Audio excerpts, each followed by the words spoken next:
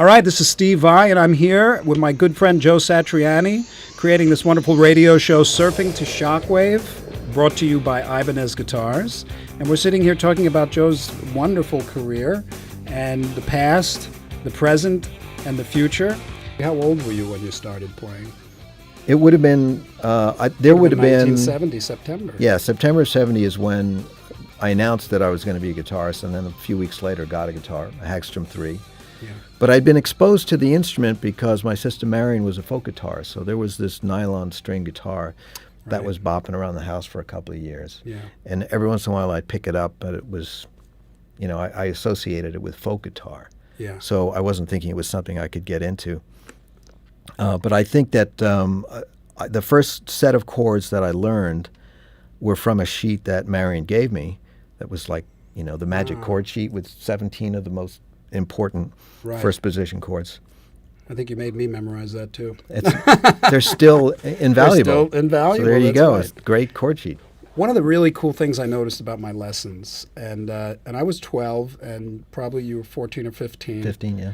And was just, even at that age, I had there was all the chords, the open chords, the Bible of chords, but you had these beautifully delicious, rich chord voicings, and that you showed me how to write the tab. Mm-hmm.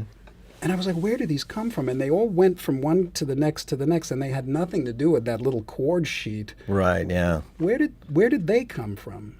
I learned from the jumping point from after the magic chord sheet. That was Mel Bay, I'm going to guess. It was a Mel Bay book.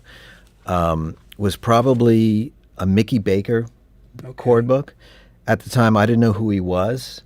He looked like a really fascinating dude on the cover. Yeah. Goatee and a big fat guitar, you know. It's something you can't relate to, but the chord patterns and the voicings were so unusual. Yeah. And at that point, anything that made my fingers hurt, I thought, I got to learn that. I got to get over that. And they did sound bigger and richer. And then I got a hold of a book called Joe Pass Chords. Mm-hmm. And Joe Pass, fantastic jazz guitar player, had written this chord book from the opposite angle from Mickey Baker. Instead of starting with the name of the chord and saying this finger is here on this string because that's that note and that's the interval that you need to make this chord happen, you'd get, in Joe's book, you'd get 3 pages of major chord sounds. And then there'd be 50 chords of every kind of major mode, you know, would work, but there were no chord names. The idea was learn the forms, relate to it from your ear, let your ear decide this will work. Yeah. So he's coming from a jazz improv point of view, not from a riff rock point of view or from a funky pop kind of thing, I guess, that Mickey Baker was coming from. And the two together were not me. I'm still just a rock and roll kid, you know. Yeah. So, but I'm saying, okay, here's raw information from these other two older generation sources, but there's something really cool about it. How can I put it together and make it work for what my generation wants to hear? Yeah. I still use some of those chords that you showed me back then. They're fantastic chords. They're they just really so rich are. and beautiful. And they sound great on the guitar. Yeah, and especially when you're a kid and you're doing your major, you know, your triads and your minor chords, and all of a sudden you get like a B flat 6/9, sharp 11, you know, and it's like, oh, yeah. Wow, it's like the sun just came out. Yes, yeah, very rich. Yeah, really rich. Yeah.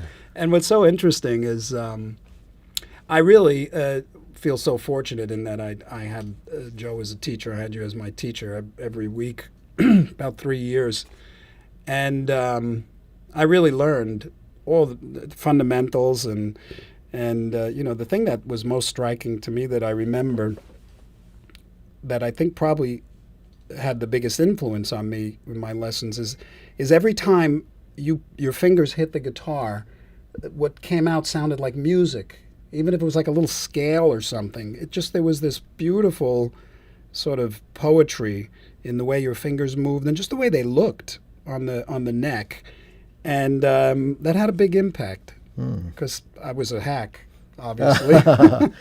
No, you weren't a hack. No, you're a really good student. We should have, of course, recorded it. We should have had John Luini filming the lessons. You were not yet born. However, I have a time machine. I do have a recording that we did. really? Yeah. Oh, It's nice. called Reflections on a Year and a Half. Oh, great. Because that's how long I'd been playing. Wow. And you had that 2-track.